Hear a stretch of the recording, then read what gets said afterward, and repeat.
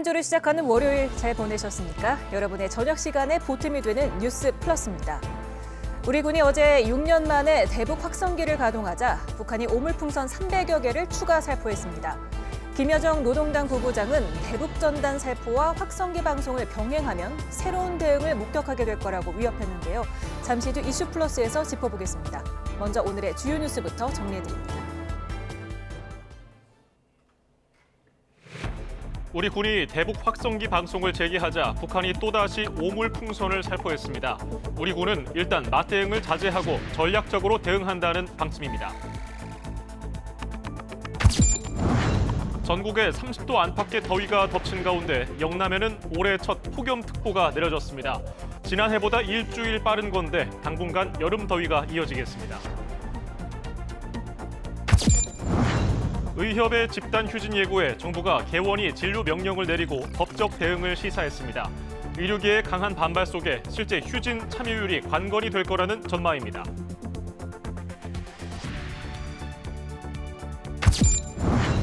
동해 심해 가스전 논란이 이어지자 산업자원부가 직접 해명에 나섰습니다. 기존 광고를 재설정하고 해외 자본 유치에 나서겠다는 계획도 밝혔습니다. 민주당이 일부 상임위원장 선출을 강행하겠다고 예고하자 국민의힘은 이재명 대표 방탄이라며 반발하고 있습니다. 국회의장이 중재에 나섰지만 접점을 찾을지는 미지수입니다.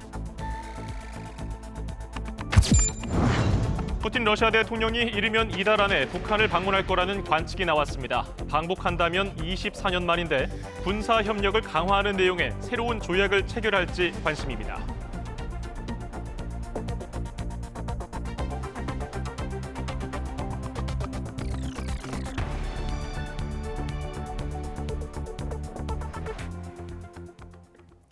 뉴스 플러스 첫 소식입니다. 대구를 비롯한 영남 일부 지역의 낮 기온이 33도까지 오르면서 올해 첫 폭염특보가 발효됐습니다. 도심 속 사람들은 햇볕을 피해서 그늘로, 수확에 나선 농민들은 물을 연신 들이켜며 더위를 달랬습니다. 이윤재 기자입니다. 강렬한 햇볕이 내리쬐는 아스팔트, 아지랑이가 피어오른 도로가 일렁입니다. 거리를 걷는 사람은 스마트폰으로 햇볕을 가려보고 손 선풍기로 때이른 무더위를 달래봅니다. 얼음 가득한 음료를 삼켜보지만 흐르는 땀을 식히기엔 부족합니다. 집에만 있으니까 너무 덥고 찝찝하고 해서 밖에 나와서 힐링도 하고 놀고 있는데 밖에 오니까 햇볕도 너무 뜨겁고 직사광선이라서 등이 자꾸 타요. 폭염 소식에 철새도래지로 유명한 창녕 우포늪을 찾는 방문객 발길도 뚝 끊겼습니다. 새들도 더위에 지친 듯 움직임 없이 자리만 지킵니다. 그늘 한 점 없는 밭에는 일꾼들이 양파 뽑기에 여념이 없습니다. 선풍기가 달린 작업복에 물까지 연신 마셔보지만 타는 듯한 뙤약볕에 수확은 더디기만 합니다. 너무 더워가지고 작업자들도 힘들어하고 일 능률이 안 오릅니다. 양파 수확 지금 보시다시피 하고 있는데 이게 지금 작업이 빨리 안 돼요. 빨리 안 되고 더우니까 계속 물 마셔야 되고. 영남 일부 지역에 올해 첫 폭염주의보가 내려진 가운데 경북 경주 기온이 34.1도를 기록했습니다. 또 대구와 경남 합천, 경북 구미 기온이 33도를 웃돌았습니다. 기상청은 당분간 한여름 같은 무더위가 이어질 거로 예보했습니다. 폭염특보가 내려지면 물을 많이 마시고 격렬한 야외 활동은 자제하는 등 건강관리에 주의해야 합니다. YTN 이윤재입니다. 오늘 경북 지역의 이른 폭염은 더운 남서풍에 지형 효과가 더해진 게 원인이었습니다. 덥고 습한 날씨는 이번 주 점점 심해져서 주 후반에는 서울 낮 기온도 32도까지 치솟을 전망입니다. 정혜훈 기자입니다. 오늘 오전 한반도 기온 변화입니다. 10시까지만 해도 노란빛을 띠던 지도가 1시간 만에 온통 붉은색으로 뒤바뀝니다. 오전 11시를 기준으로 25도를 넘어선 곳이 많아진 겁니다. 오후에는 경북지방을 중심으로 더 색이 짙어졌습니다. 전국에서 가장 더웠던 곳으로 경주가 34도를 넘었습니다. 구미와 대구도 33도를 웃돌았습니다. 이틀 이상 체감 온도가 33도 이상 치솟을 것으로 예상되면서 대구와 울산 등 영남 8개 지역에 올여름 첫 폭염주의보가 내려졌습니다. 지난해보다 약 일주일 빠른 폭염특보입니다. 서울과 그 밖의 지역도 특보는 내려지지 않았지만 31도를 웃돌며 더운 날씨가 이어졌습니다.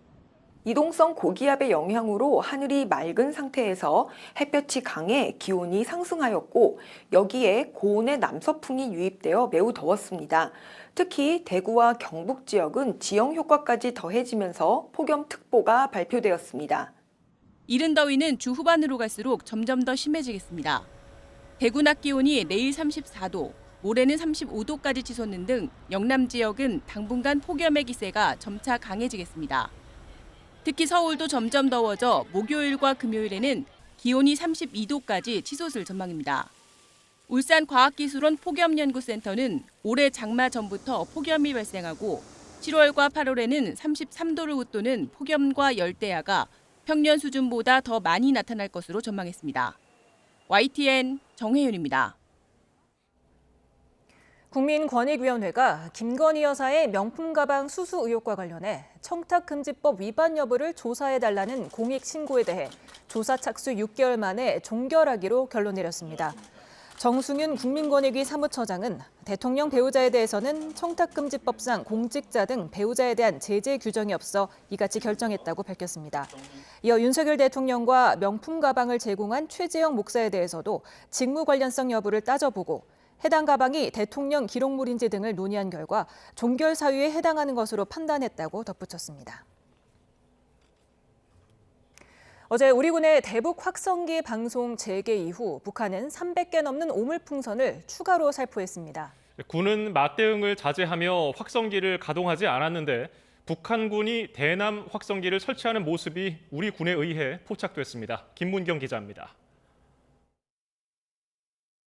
대북 확성기 방송 재개 이후 북한이 추가로 날린 오물풍선은 310여 개. 확성기 방송을 6년 만에 재개했지만 군 당국은 북한의 추가 도발에도 방송을 이어가지 않았습니다. 전략적 판단에 따른 것이라는 게 그 이유입니다. 우리 군은 전략적, 작전적 상황에 따라서 융통성 있게 작전을 시행하고 있습니다. 또 여러 가지 상황을 고려해서 필요한 시간만큼 필요한 시간대에 작전을 하고 있고. 확성기 방송의 책임은 전적으로 북한의 행동에 달려 있다고 해온 만큼 북한에 도발의 빌미를 주지 않겠다는 의지가 깔린 것으로 보입니다. 이런 가운데 북한군도 대남 방송용 확성기를 설치하는 모습이 우리 군에 포착됐습니다. 북한은 지난 2020년에도 대남 확성기를 설치하려다 김정은 위원장이 보류 결정을 내리는 등 확성기를 대북전단 맞대응 카드로 사용해왔습니다. 하지만 김여정 노동당 부부장이 거론한 새로운 대응이 대남 방송인지 여부는 확인되지 않았습니다. 북한이 우리 국민의 불안과 사회 혼란을 야기하려는 어떠한 시도도 용납할 수 없으며 북한은 우리의 정당한 대응을 도발의 명분으로 삼는 오판을 하지 않아야 할 것입니다. 군 당국은 확성기에 대한 북한의 도발 위협을 고려해 장병들의 안전이 담보되는 곳에서 작전을 시행하고 있고 즉각 응징할 대비 태세도 갖추고 있다고 강조했습니다. YTN 김문경입니다. 연이은 북한 도발과 우리의 대북 확성기 방송 재개 등으로 접경 지역 긴장감이 커지고 있습니다. 특히 북한과 바로 가까이에 있는 서북도서가 특히 예민한 곳입니다. 현장에 취재 기자가 나가 있습니다. 양동훈 기자. 네, 연평도 대연평항에 나와 있습니다. 네, 주민들 분위기 어떻습니까? 네, 지금 제 뒤로 보이는 곳, 이곳 연평도 대연평항은 각종 어선과 여객선들이 드나드는 곳입니다. 오늘 아침만 해도 안개가 짙어 어선들이 출항을 하지 못했는데요. 뒤늦게 오후에 나갔던 어선들이 하나둘 항구로 들어오고 있는 모습을 보이고 있습니다. 이곳 현장에서 만난 연평도 주민들은 전반적으로 봤을 때 크게 동요하는 모습은 아니었습니다. 평소와 큰 차이 없이 생업을 이어가고 있었고 평화롭게 마을을 지나다니는 가족들도 볼 수 있었습니다. 다만 북한의 연이은 도발과 우리 군의 맞대응 소식에 긴장감은 조금 엿보였습니다. 만일 북한에서 좀 더 강한 도발을 하거나 우리 군이 포사격 훈련을 재개하게 된다면 연평도 주민들은 모두 대피소로 이동해야 합니다. 연평도 곳곳에 있는 대피소는 각각 수백 명을 수용할 수 있고 2주에서 3주 정도 버틸 수 있는 식량도 보유하고 있습니다. 하지만 고령 주민이 많은 연평도에서는 이동 자체가 부담입니다. 특히 꽃게잡이가 한창인 지금 대피소로 이동해야 하는 일이 벌어진다면 조업에도 영향을 줄 수밖에 없습니다. 북한에서는 오물풍선을 계속 날려보내고 탈북 단체들이 북한으로 대북 전단을 보내는 데다 우리 군도 대북 확성기 방송을 재개한 상황이죠. 특히 9.19 군사합의 이후 중단됐던 서북도서 해병부대의 K9 자주포 정례 사격훈련이 조만간 재개될 거로 보입니다. 또 육군의 군사북연선 주변 사격훈련과 NLL 근처 해군 함정들의 기동훈련과 사격훈련도 시작될 거로 보여 접경지역 주민들의 불안이 점점 커질 전망입니다. 지금까지 연평도에서 YTN 양동훈입니다. 북한이 대북 전단을 다시 살포하면 오물풍선보다 강한 보복을 하겠다고 예고한 가운데 경찰은 당장 대북 전단 살포를 제지하기는 어렵다고 밝혔습니다.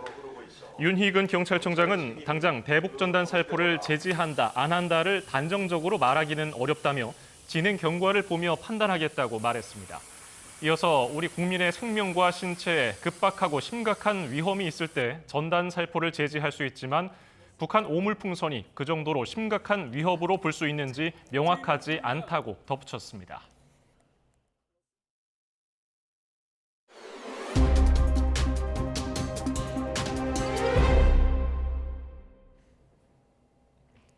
동해 심해 가스전을 둘러싼 논란이 이어지자 산업통상자원부 차관이 정면 대응에 나섰습니다. 또 심해 광구를 도출된 유망 구조에 맞춰서 재조정한 뒤 해외 자본 유치에 적극 나설 거라는 계획도 발표했습니다. 취재기자 연결합니다. 박기환 기자. 네, 경제부입니다. 네, 먼저 각종 논란에 대해서 설명한 것 같은데 어떤 얘기들이 나왔습니까?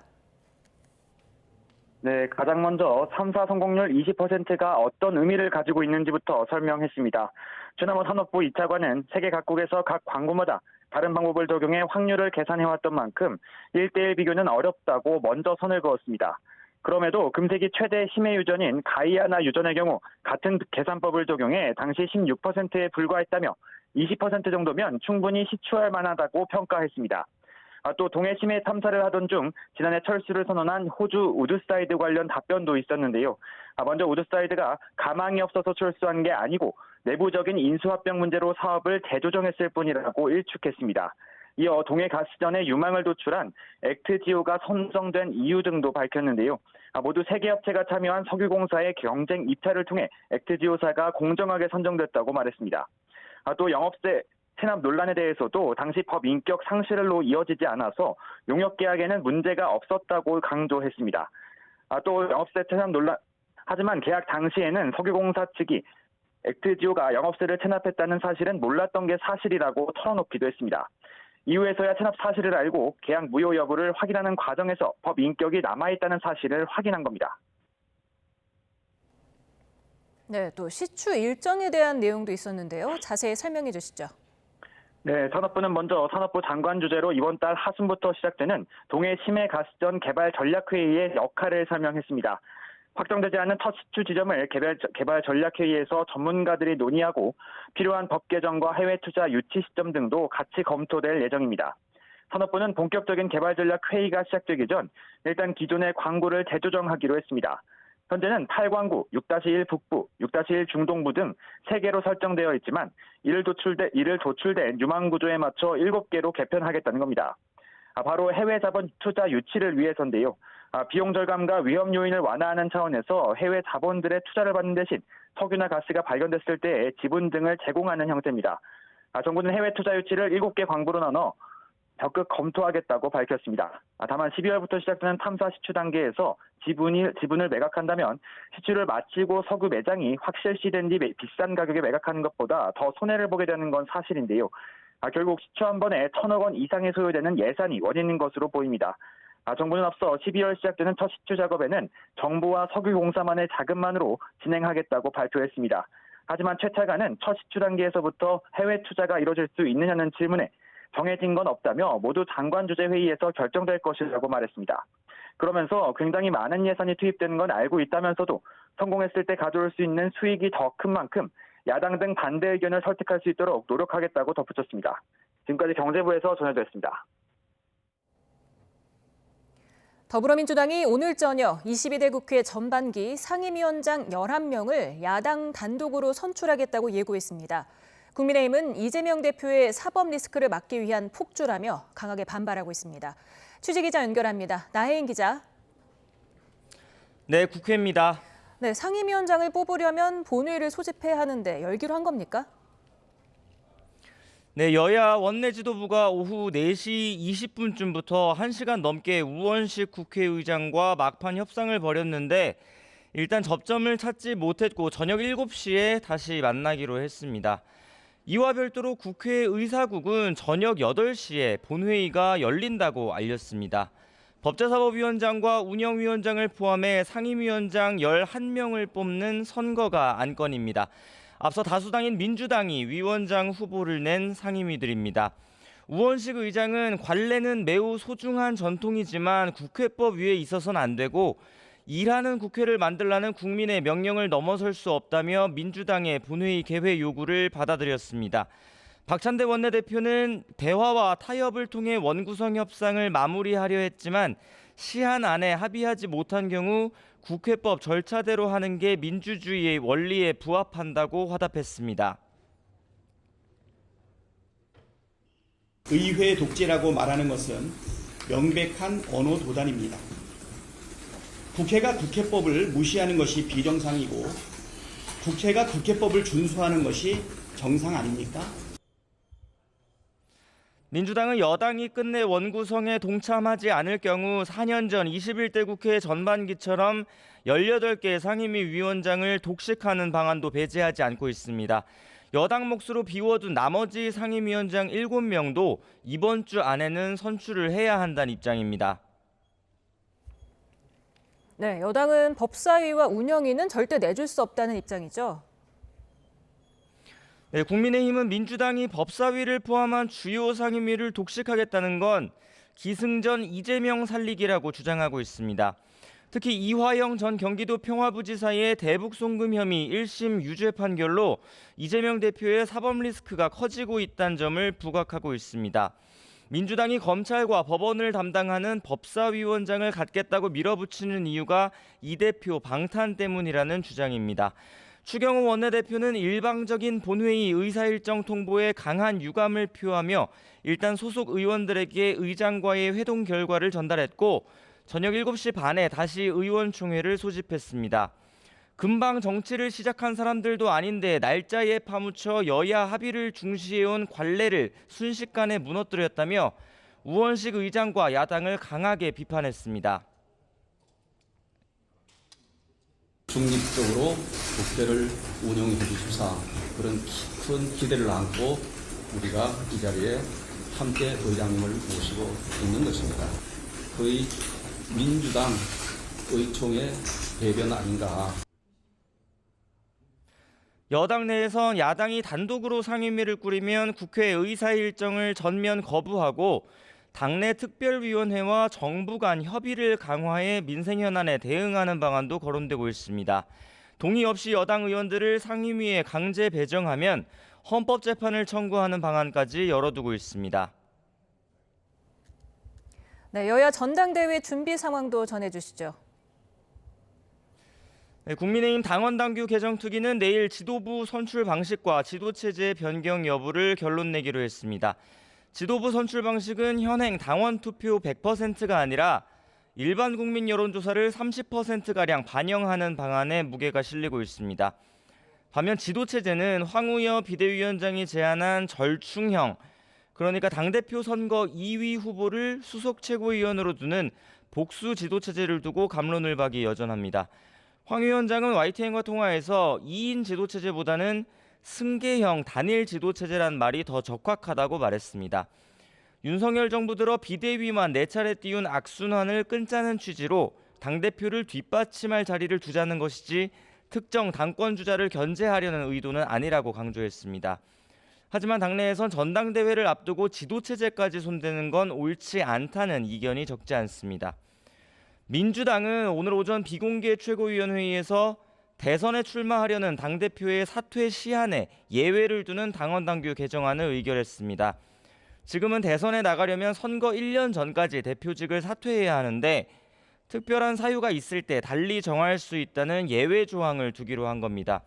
이재명 대표의 연임을 고려한 거란 해석이 다분하지만 장경태 최고위원은 특정인을 염두에 두고 만든 규정은 아니라고 선을 그었습니다. 하지만 한 중진 의원은 YTN과 통화에서 지도부가 무리한 잔기술을 쓴다며 오해를 불식시키려면 이 대표가 연임을 하지 않거나 연임하더라도 시점을 당겨 사퇴해야 한다고 주장했습니다.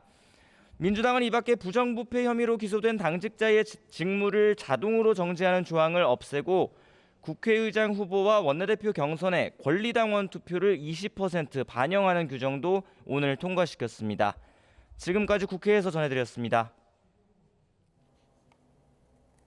더불어민주당은 21대 국회에서 폐기된 방송 3법을 보완해 재발의하고 방송통신위법을 개정하는 언론정상화 3+1 법안을 조속히 추진하겠다고 밝혔습니다. 당 언론개혁 TF단장 한준호 의원은 언론정상화법이 공영방송 지배구조를 개선하고 의결구조가 기형적인 방통위의 인사전횡을 방지하는 법안이라며 이같이 말했습니다. 또 당론으로 새로 발의할 방송 3법 개정안은 공영방송 사장 임기 보장과 해임 요건 강화 조건이 추가될 예정이라고 설명했습니다. 이에 국민의힘은 공영방송 이사진을 정치권 밖으로 개방하는 방송 3법을 야권이 재추진하는 건 입법권 남용 만행이라며 기필코 저지해야 한다고 강조했습니다. 당 공정언론특별위원장인 박대출 의원은 연석회의를 열고 방송장악 3법은 민주당과 민주노총 언론노조의 입맛대로 방송사 이사진을 구성할 수 있는 길을 터는 나쁜 법이라며 이같이 말했습니다. 정점식 정책위 의장 역시 민주당이 국회 과방위원장 자리를 기를 쓰며 가져가려는 의도가 무엇이겠느냐며 공영방송을 자신들 뜻대로 좌지우지하겠다는 것이라고 지적했습니다.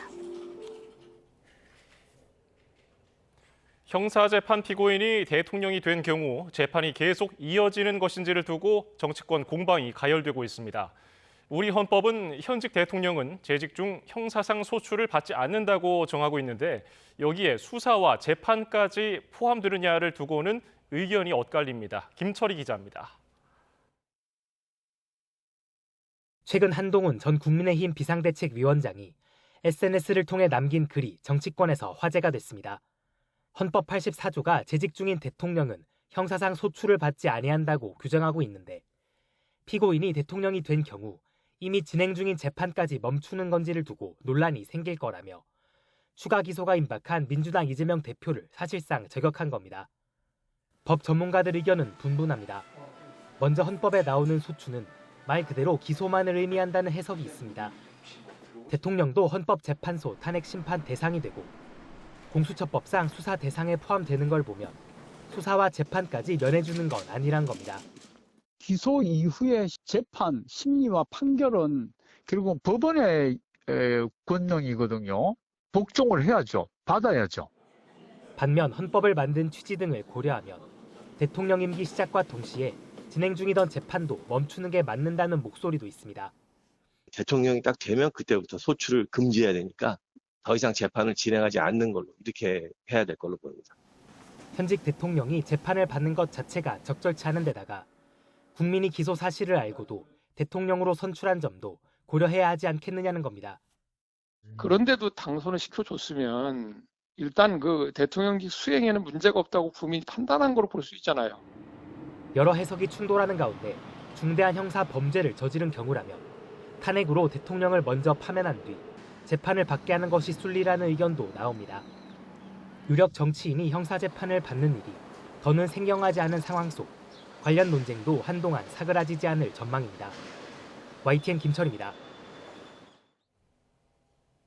호남에 지역구를 둔 더불어민주당 초선 의원이 선거 과정에서 보좌진 채용 대가로 돈 거래를 했다는 의혹이 제기됐습니다. 검찰도 수사에 착수했는데 해당 의원은 돈을 빌린 것뿐이라면서 대가성은 전혀 없었다고 의혹을 부인하고 있습니다. 박정현 기자가 단독 취재했습니다. 22대 총선 호남 지역구에서 당선되며 국회에 처음 입성한 더불어민주당 A 의원. YTN 취재 결과 검찰은 최근 A 의원이 선거 과정에서 보좌진 채용을 대가로 금품을 받았다는 첩보를 입수하고 수사에 착수한 것으로 확인됐습니다. 돈을 건넨 건 건설사 대표 B씨입니다. B씨는 지난해 5월 지인 소개로 A 의원을 처음 만났다며 돈을 빌려달라는 요구는 2달쯤 뒤에 들었다고 말했습니다. 당선되면 B씨 자녀를 보좌진으로 데려가겠다고 A 의원이 약속했다는 게 B씨 주장입니다. 당선된다면 꼭 보좌진으로 데려가겠습니다. 라고 했어요. 형님 제가 지금 빌려줄 돈이 좀 부족하고 경비가 없습니다. 5천만 원만 빌려주십시오라고 하더라고요. B 씨는 약속을 믿고 바로 며칠 뒤 5천만 원을 사무실 계좌로 입금했는데 A 의원이 당선 뒤 말을 바꾸고 연락을 끊었다고 주장했습니다. 이후 수사기관과 언론에 알리겠다고 언급한 뒤에야 A 의원이 5천만 원을 돌려줬다고 설명했습니다. 초보 인사 가는 도중에 문자 온 걸 몰랐는데 좀 시간이 지나다 보니까 그래갖고 5천만 원이 들어왔더라고요. 빌렸으면 이자도 보내줘야 되지 않나요? 빌렸으면 차용증도 안 썼지 않습니까? 법조계에선 돈을 돌려줬더라도 그대로 5천만 원만 입금한 점에서 이득을 취했다고 볼 여지가 있다는 의견이 나옵니다. 또 빌린 돈이 실제 어떻게 쓰였는지에 따라 선거법이나 정치자금법 위반 소지가 있을 수 있다는 분석도 있습니다. 검찰도 B 씨를 두 차례 불러 돈이 오고 간 경위를 집중적으로 캐물었습니다. 또 두 사람이 주고받은 문자와 계좌 내역 등을 바탕으로 실제 돈의 대가성 여부와 용처 등을 살펴보고 있습니다. 이에 대해 A 의원은 당시 변호사로서 사무실 운영비가 부족해 빌린 사실이 있지만 선거 비용으로 쓰진 않았다고 해명했습니다. 그러면서 B 씨가 자녀 보좌진 채용을 언급한 건 돈을 빌렸던 지난해 7월이 아닌 경선 이후이며 당시에도 B 씨의 부탁을 거절했다고 밝혔습니다. YTN 박정현입니다. 대한의사협회의 대규모 집단 휴진 선언에 대해 정부가 법적 대응을 예고했습니다. 정부는 개원이에 대한 진료 명령과 함께 의협에 대해서는 공정거래법 위반 여부를 검토하겠다고 밝혔습니다. 염혜원 기자입니다. 정부는 대한의협의 집단 휴진 선언에 대해 환자와 국민의 생명을 담보로 한 처사라며 강한 유감을 표시했습니다. 그러면서 개원의와 의협에 대한 법적 조치를 시사했습니다. 개원이에 대한 진료 명령과 휴진 신고 명령을 내립니다. 또한 집단 행동을 유도하고 있는 의사협회에 대해서는 공정거래법 위반 여부의 법적 검토에 착수하겠습니다. 정부는 각 개원의에게 오는 18일 진료하라는 명령을 내리고 휴진을 계획한 병원은 13일까지 신고하라고 요구했습니다. 또 당일 개원의 참여율이 30%를 넘을 경우 업무 개시 명령을 내리고 불이행 시 전수조사를 통해 행정처분을 내릴 계획입니다. 30%를 넘게 되는 경우는 그 현장에 가서 진료 명령 등 불이행이라든지 업무 개시 명령 불이행 이런 것들을 가서 확인을 해서 행정처분하고 정부는 진료 명령을 어길 경우 업무 정지 15일, 1년 이내에 의사면허 자격 정지를 할 수 있고 업무 개시 명령을 불이행한 경우엔 여기에 더해 3년 이하의 징역 혹은 3천만 원 이하의 벌금 처분이 내려질 수 있다고 경고했습니다. 집단 휴진을 주도하는 대한의사협회에 대해선 공정거래법 위반 여부를 검토하고 있습니다. 의협이 회원들의 집단 휴진을 강제했는지가 핵심인데 앞서 같은 조항이 적용됐던 지난 2000년 의학 분업 당시에는 대법원이 공정위에 손을 들어줬지만 2014년에는 의협이 승소해 처분을 받지 않았습니다. 정부는 대학병원의 경우 전례로 봤을 때 참여율이 높지 않을 것으로 전망했습니다. 다만 오는 17일부터 전면 휴진에 돌입할 서울대병원 교수 비대위와 소통하고 있다며 이른 시일 안에 사태 해결을 위한 실무적 준비를 하고 있다고 밝혔습니다. YTN 염혜원입니다. 의료계는 정부의 법적 대응 방침을 두고 협박하면 모든 문제가 해결되는 거냐며 강하게 반발했습니다. 휴진은 예정대로 진행한다는 계획인데 사회 각층의 비판을 뚫고 얼마나 많은 의사가 휴진에 동참할지가 관건입니다. 김주영 기자입니다. 집단 휴진에 대한 정부의 법적 대응 발표에 의사들은 곧바로 반발했습니다. 특히 진료 명령과 휴진 신고 명령의 대상인 개원이 측은 정부의 대응책을 협박, 억압이라고 비판했습니다. 김동석 대한개원의협의회 회장은 정부의 행보를 예상했었다며 개원이들이 격앙돼 있는 만큼 휴진에 다수 참여할 것 같다고 내다봤습니다. 대한의사협회도 예정된 집단행동에 변동은 없을 것이라고 못 박았습니다.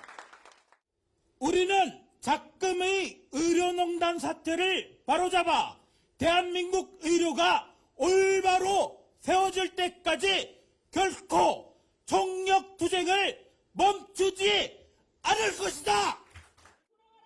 하지만 사회 각계에서는 의협보다 정부에 힘을 실어주는 목소리가 큽니다. 환자단체들은 의사들의 집단 휴진이 극단적 이기주의라며 정부의 처벌을 요구했습니다. 병원 노조들은 환자의 생명을 담보로 하는 휴진이라고 규정하며 명분이 없는 만큼 철회해야 한다고 주장했습니다. 서울대 총장과 서울대 교수회도 현장을 지켜달라며 서울대 의대, 서울대병원 교수들에게 휴진 보류를 요청했습니다. 상황이 이렇다 보니 의료계 내부에서는 휴진 참여율을 높이기 위해 힘을 쏟는 분위기입니다. 의협 지도부는 SNS에 글을 올려 처벌은 자신이 받을 테니 동참해달라며 휴진 독려에 나섰습니다. 양보 없는 의정 갈등 속에 정부의 강경책이 의사들의 의지를 꺾을지 반대로 자극하게 될지 아직은 쉽게 예측하기 어려운 상황입니다. YTN 김주영입니다. 의료계가 오는 18일 전면 휴진을 선언한 가운데 임현택 대한의사협회장이 의사에게 유죄를 선고한 판사를 공개 저격해 논란이 일고 있습니다. 임 회장은 창원지방법원 판사가 60대 의사 A씨에 대해서 금고 10개월에 집행유예 2년을 선고한 원심을 유지했다며 이 여자가 제정신이냐고 SNS를 통해 원색적으로 비판했습니다.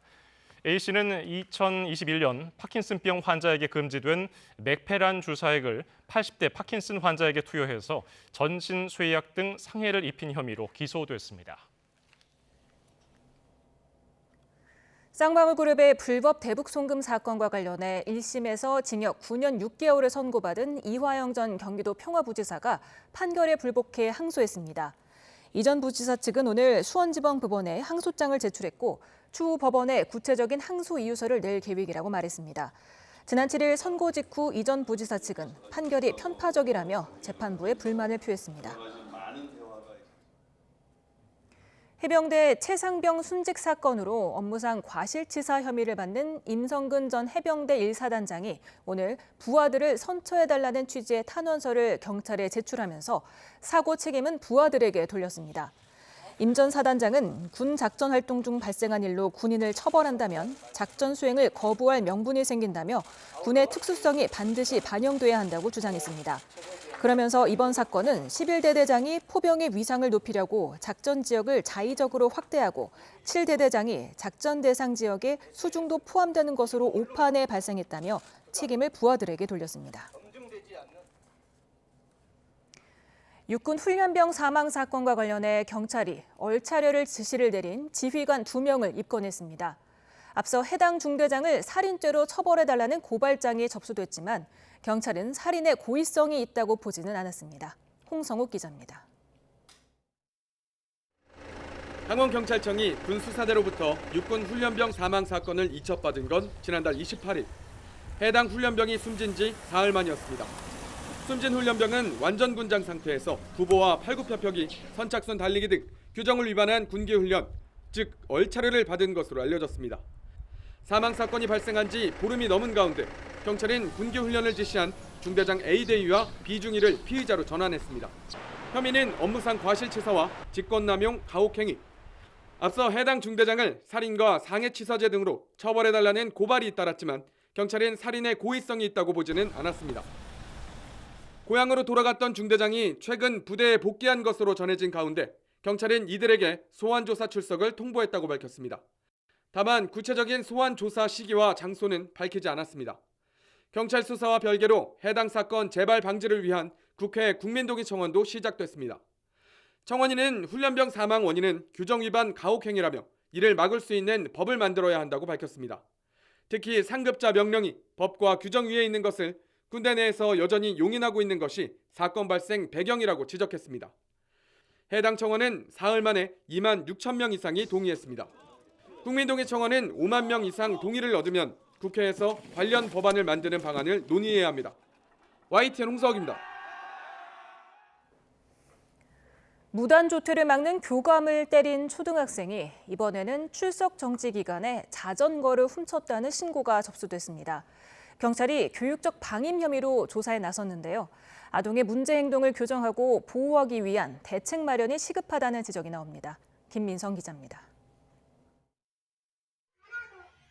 가방을 든 아이가 실랑이 중 느닷없이 선생님의 얼굴을 수차례 때립니다. 무단 조퇴를 막는다는 이유입니다. 아이는 교권 침해로 10일 동안 출석 정지 처분을 받았습니다. 학교 보호를 받을 수 없게 된 이 기간, 아이가 자전거를 훔쳤다는 신고까지 접수됐습니다. 7분 넘게 찍힌 영상에서 식사는 했느냐는 어른의 질문에 아이는 아침, 점심, 저녁을 안 먹었다고 답했습니다. 엄마가 때리고 아동학대를 한다며 얼굴을 맞아 상처가 생겼다고도 했습니다. 다만 지구대 조사에서 아동은 얼굴 흉터는 넘어져서 생겼다고 말을 바꿨습니다. 수차례 전학을 다니고 교내 징계를 받아도 달라지지 않는 문제 행동. 설령 보호자가 원하지 않더라도 교정을 위해선 행정기관이 더 적극적으로 나서야 한다는 목소리가 나옵니다. 복지적 측면으로 접근을 하셔서 아이에 대한 개입이 반드시 필요하고 이 아이는 분리가 반드시 필요한 아이라고 생각을 합니다. 전주시는 조만간 이 아동과 관련한 전문가 회의를 추가로 열어 학대 여부를 판단하고 가정 개입도 검토할 예정입니다. 이와 관련해 교육청 고발장을 접수한 경찰은 교육적 방임 혐의로 조만간 아이 어머니를 조사할 예정이라고 밝혔습니다. YTN 김민성입니다. 지난 2004년 경남 밀양 여중생 성폭행 사건의 가해자 신상을 공개한 유튜버에 대한 고소와 진정이 이어지고 있습니다. 경찰청 고위 관계자는 지난 5일부터 사흘간 신상 공개 유튜버에 대한 고소가 3건, 관련 진정이 13건 접수됐다고 밝혔습니다. 그러면서 가해자가 아닌데도 신상이 공개되거나 여자친구가 아닌데도 잘못 지목당했다며 명예훼손으로 고소한 경우가 있다고 설명했습니다.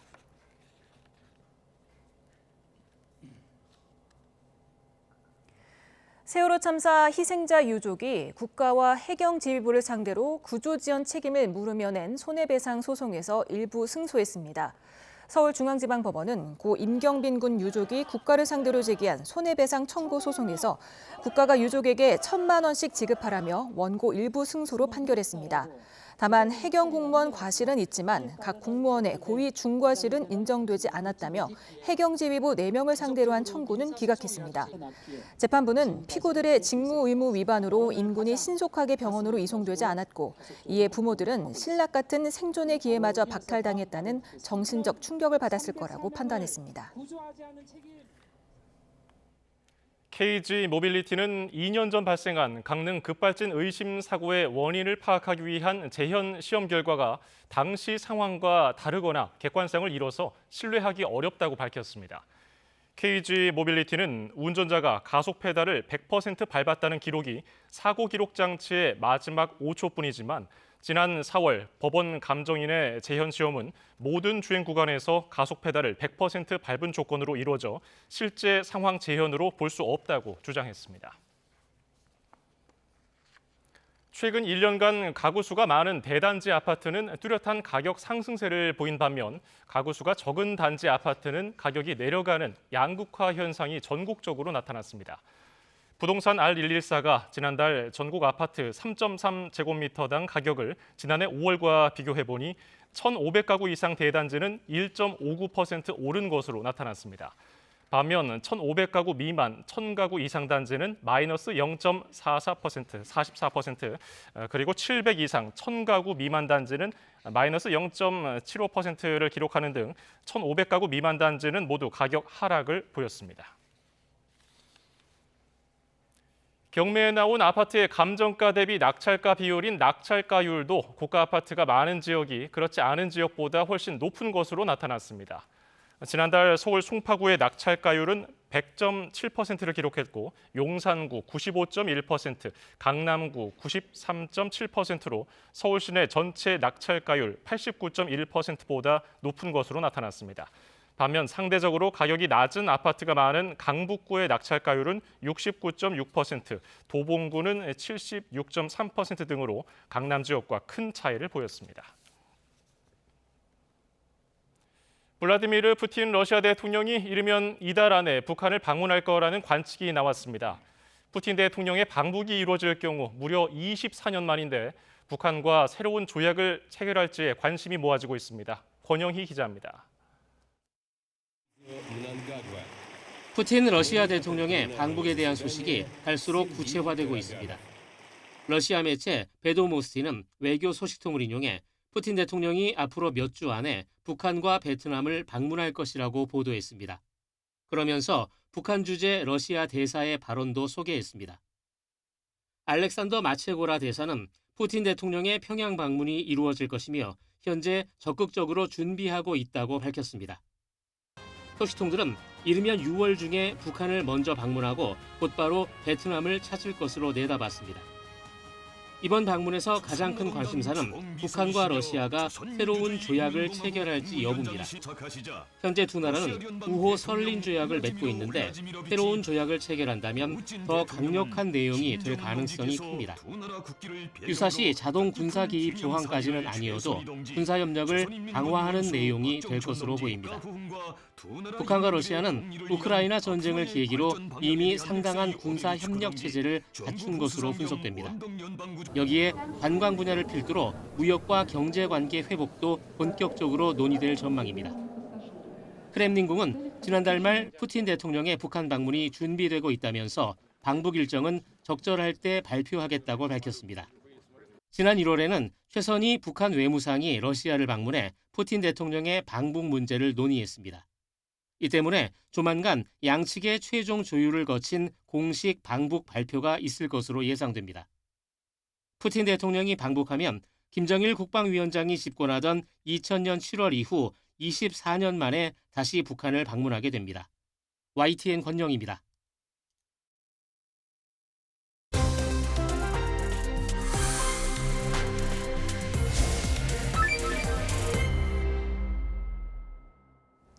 정부가 6년 만에 대북 확성기 방송을 재개하자 북한이 또 오물풍선을 살포하는 맞대응에 나섰습니다. 김여정 노동당 부부장이 새로운 대응을 목격하게 될 거라면서 위협에 나선 가운데 우리 군은 대북 확성기 방송을 오늘은 하지 않기로 했습니다. 관련 내용을 문성묵 한국국가전략연구원 통일전략센터장과 짚어보겠습니다. 어서 오십시오. 네, 안녕하십니까? 네, 어제 우리 군이 오후 5시부터 한 2시간가량 대북 확성기 방송을 재개했습니다. 네. 2시간이었지만 굉장히 뉴스부터 해가지고 노래까지 다양하게 방송을 했더라고요. 어떻게 보셨습니까? 예, 새로운 내용은 아닙니다. 과거에 대북 확성기 방송도 자유의 소리 방송을 확성기를 통해서 내보내는 거거든요. 그래서 기본적으로는 북한 접경 지역에 있는 북한 군인들 또 북한 주민들을 대상으로 해서 일단 기본적으로 뉴스, 정보를 알려주고요. 그 다음에 이제 그들이 감미롭게 들을 만한 그런 K-팝, 가요라든지 이런 것들도 함께 보여주고요. 그래서 북한 주민들에게는 또 일기예보도 들어가 있죠. 네. 그러니까 사실 그런 정보를 접하기 어려운 북한 군인들과 주민들에게는 굉장히 유용한 정보가 될 수 있고 자기들이 들어보지 못한 새로운 소식들, 특히 예를 들어서 김정은 핵 개발에 대해서 국제사회가 규탄하고 있다라든지 삼성폰이 세계 1위를 달리고 있다든지 이건 북한 주민들에게는 굉장히 새로운 그런 소식일 수 있습니다. 예. 말씀하신 대로 요즘에 유행하는 가요들, 특히 방탄소년단 노래, 볼빨간 사춘기 노래 이런 것들도 들어가 있고요. 날씨도 전해줬다고 말씀해 주셨는데 10년 전과 비교하면 그래도 북한 내에서 어느 정도 정보 교류라든지 스마트폰 사용도 하고요. 근데 이런 확성기 방송이 좀 유효하겠습니까?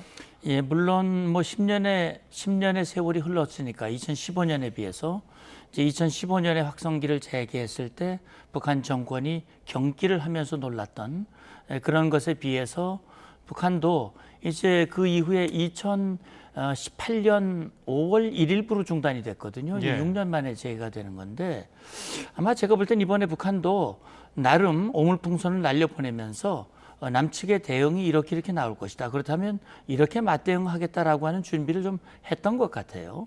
제가 볼 때는 그럼에도 불구하고 북한 주민들이 접할 수 있는 정보는 매우 제한이 되기 때문에 지금 방송에서 내보내는 이런 내용들은 북한 주민들에게는 굉장히 새로운 내용이 될 수 있고 사실 탈북한 군인들이나 탈북 주민들의 증언에 의하면 그런 방송을 통해서 새로운 사실을 알게 됐고 자기들이 북한 정권과 당으로부터 속아 살아왔다는 것을 깨닫고 탈북을 결심했다든지 이런 얘기들이 많거든요. 예. 특히 전방 지역에 근무하는 북한 군인들 10년씩 근무하거든요. 가만히 앉아가지고 감미로운 음악 들으면 북한 정권이 선전가요, 체제 선전하는 이런 내용들만 듣다가 정말 젊은이들 거의 사실 감성이 비슷하니까 북한이 3대 악법을 제정했지 않습니까? 반동 사상문화 배격법, 청년문화 교양법, 그다음에 평양호 보호법 이런 걸 통해서 남한 말씨나 남한의 드라마나 문화를 접하면 이걸 엄벌하는 그런 3대 악법을 제정을 할 정도로 이걸 차단해 왔는데 확성기에서 바로 내보내면 이건 뭐 북한으로서는 굉장히 어려운 것이죠. 그리고 또 장마당 물가 동향을 또 전달하는 것도 있었더라고요. 방송 네. 내용에. 그쪽의 장마당 물가를 우리가 이렇게 속속들이 다 알고 있다. 이렇게 과시하는 측면도 있을까요? 물론 뭐 그럴 수도 있겠습니다만, 그러니까 북한 내부 동향을 우리 대한민국이 속속들이 다 파악을 하고 있고 그걸 알려준다라는 측면도 물론 있을 거예요. 근데 북한 주민들로서는 접할 수 있는 정보가 매우 제한되기 때문에 장마당의 그런 물가 동향을 일일이 다 파악하기가 어렵거든요. 그렇다면 그걸 알려주는 것이 주민들이나 또는 뭐 군인들이야 뭐 장마당에 나가서 살 일이 많지 않겠습니다만 어쨌든 그것이 효과가 분명히 있다라는 판단 하에 그런 정보를 제공해 주는 걸로 이해합니다. 예, 북한 정권은 또 그 주민들에게 본인들이 핵 전력을 가졌다는 것을 굉장히 과시하지 않습니까? 그런데 이번에 그 방송 내용을 보니까 국제사회가 핵 프로그램을 강력하게 규탄하는 내용을 내보냈단 말이죠. 그건 어떤 의도가 있겠습니까? 예, 그러니까 김정은이 2011년 아버지로부터 권력을 물려받고 지금까지 아주 집중한 것이 핵 개발과 미사일 개발이에요. 그런데 핵 미사일 개발할 때 북한 주민들에게 그렇게 얘기를 합니다. 미제와 저 남조선이 끊임없이 우리를 공격하고 전쟁을 일으키려 한다. 그래서 우리 국가와 국민을 지키기 위해서 이렇게 핵 개발하는 것은 매우 정당한 것이고 그게 좀 어려워도 참아라. 이거는 정말 필요한 것이다라고 계속 얘기를 하는데 사실은 그 사실을 알려주면 국제사회가 김정은 핵미사일 개발로 인해서 제재를 가하고 있고 그 제재 때문에 북한의 경제가 어렵고 그게 주민들에게도 고통으로 다가온다는 사실을 북한 주민들이 알게 된다면 김정은 정권으로서는 참 그동안 자기들이 선전해온 것이 거짓말이라고 하는 것이 드러나게 되는 것이거든요. 그래서 그것은 북한 정권으로서는 우리 정부가 얘기했듯이 감내하기 어려운 조치가 될 수 있는 겁니다. 네, 그래서인지 유독 북한이 민감하게 반응을 하는 게 이 대북 확성기 방송 아니겠습니까? 그렇습니다. 이걸 듣고 한국사에 대한 동경을 키워서 귀순했다는 북한 병사 사례도 있었죠? 그렇습니다. 지금 보면요, 이제 앞서도 말씀드렸습니다만 5년, 10년씩 계속 근무를 하지 않습니까? 예. 그래서 탈북한 북한 군인의 그 증언을 들어보면 전방 지역에 근무하는 북한 군인들 사이에 우리 이제 군에 갔다 온 우리 남성들은 아마 이해하실 거예요. 쫄병들 사이에 뭐 신고 이런 거 있거든요. 예. 쫄병 들어오면 신고. 신고를 할 때 남한 가요 두 곡 부르기. 뭐 이런 게 있었다는 거예요. 예. 그러니까 남한 가요를 계속 들으니까 그냥 들으면서 그냥 외워지는 거고 따라 부르게 되고 부르기 좋고 듣기 좋으니까 감미롭고 그렇게 해서 그것이 내부에서 확산이 되고요. 10년씩 근무하고 전역을 해도 동네에 가면 자기가 들었던 그 노래 뭐 그런 표현 이런 것들이 또 주위에 확산될 수도 있는 것이기 때문에 그래서 제가 볼 때는 북한 정권으로서는 이것이 굉장히 치명적이고 그렇게 해서 동요되는 사람들이 나중에 탈북을 결심하고 돌아오게 되면 지금 김정은 정권이 탈북민들을 오물 쓰레기라고 얘기를 하거든요. 예. 그런데 오물 쓰레기를 만든 장본인은 북한 정권입니다. 북한 정권이 북한 주민들을 잘 살게 해줬으면 정말 편안하게 해줬으면 그분들이 나올 이유가 하나도 없잖아요. 그럼에도 불구하고 그들이 목숨을 걸고 자유를 찾아서 나오는 이유는 결국 그런 여건을 만든 그 정권, 지도자에게 책임이 있는 거거든요. 그래서 탈북민들을 오물쓰레기라고 얘기하면 오물쓰레기를 만든 오물 제조 공장이 바로 북한 정권과 당국이다. 저는 그렇게 얘기할 수밖에 없다고 생각합니다. 예.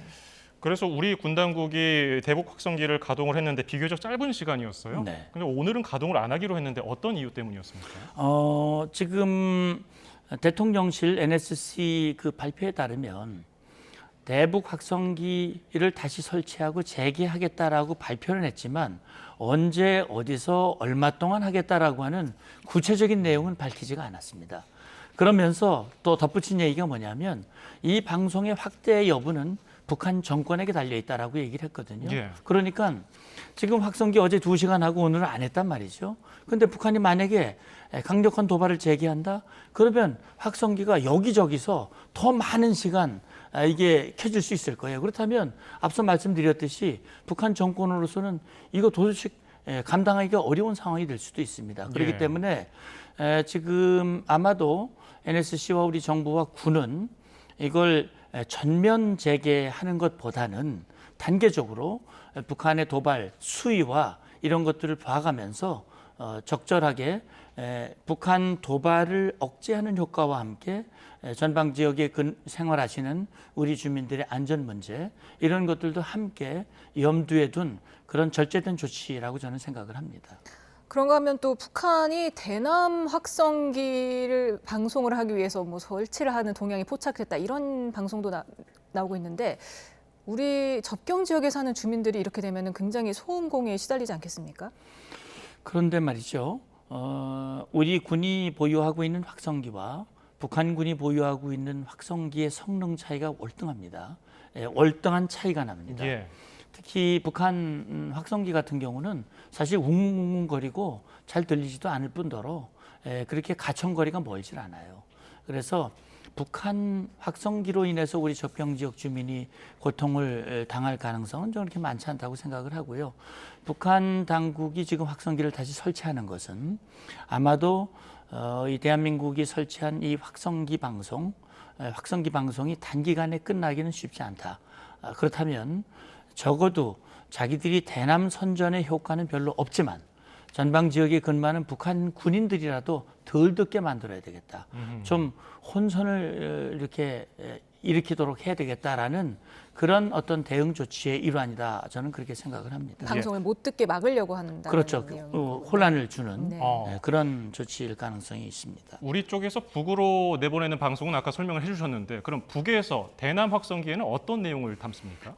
확성기 내용은 기본적으로 사실 확성기 방송을 북한이 먼저 시작했거든요. 예. 60, 70년대에는 아마 우리 국민들도 그랬을까 생각하시는 분들도 있겠습니다만 북한이 잘 살았거든요. 예. 경제적으로 우리보다 우위에 있었습니다. 그렇기 때문에 북한이 그 확성기 방송을 통해서 우리 쪽으로 넘어와라. 우리 군인들을 향해서. 우리가 훨씬 잘 살고 있으니 넘어와라. 그래서 실제 월북한 군인들도 있었거든요. 그래서 거기에 대한 대응 조치로서 확성기를 우리가 대응하게 된 것이고 그게 세월이 흘러서 이제는 우리가 압도적인 우위에 있습니다. 이게 기계적인 성능도 그렇습니다만 전기가 우리는 충분하기 때문에 사실은 뭐 원하면 언제든지 할 수 있는 거거든요. 그러나 북한은 전방 지역에 전기가 별로 없어요.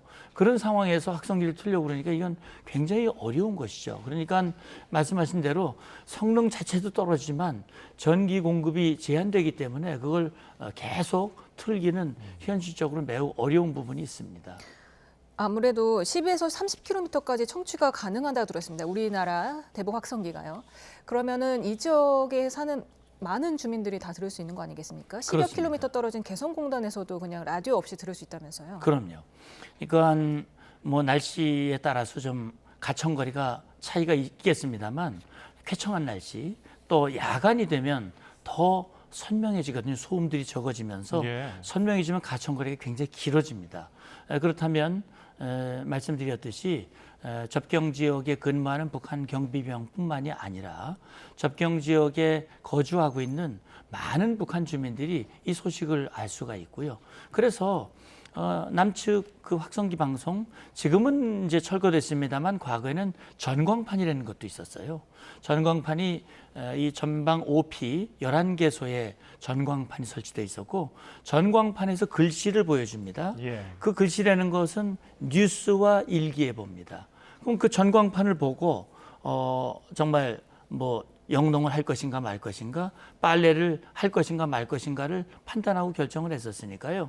그래서 북한 정권이 굉장히 어려워했기 때문에 사실 2004년에 남북군사회담을 통해서 북한의 요구를 우리가 받아들였었는데 지금 만약에 북한이 만약에 도발의 수위를 계속 높이고 우리 국민들이 어렵게 한다면 확성기뿐 아니라 2004년에 걷어들였던 이 전광판도 얼마든지 다시 세울 수 있다고 생각합니다. 그리고 지금 북한 당국이 뭐 풍선을 띄우고 있지 않습니까? 군 당국이 나서서 하는 거거든요. 그렇다면 우리 군 당국, 지금은 단체, 민간 단체가 북한에 전단 보내니까 소규모밖에 안 되지만 우리 군 당국이 만약에 나서서 북한에 과거에 2000년 이전에 뿌렸듯이 이 전단을 뿌린다면 북한 전체를 다 덮어버릴 수도 있습니다.